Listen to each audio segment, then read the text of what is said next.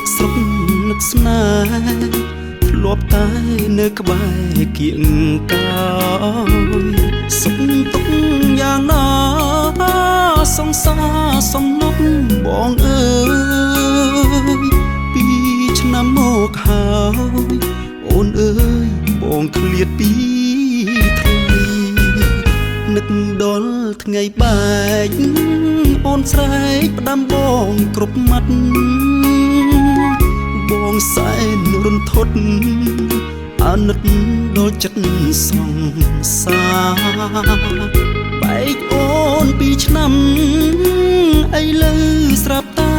ឮថាខែក្រោយជីវ៉ារៀបការចោលរូបបងហើយធ្វើមិនដេញទៅបងជាពលករស្នេហ៍ស្មោះមិនល្អដូចគេមានឡានវិឡាតែបងនៅស្ដា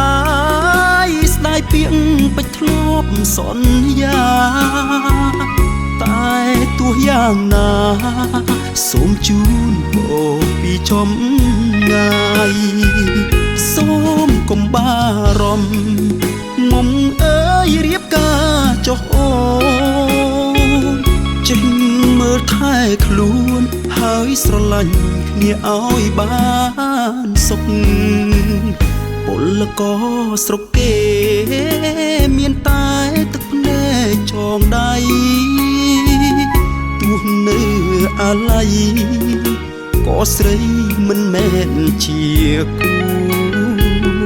ឲ្យអូនទៅគេទាំងទឹកភ្នែកកំពុងហូរពលករបងស៊ូខូចចិត្តជូនពរពី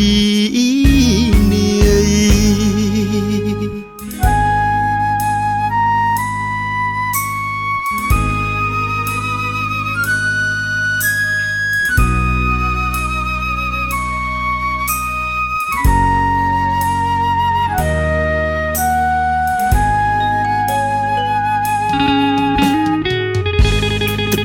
បងហូបសូមជូនពរស្រីពីចម្ងាយបង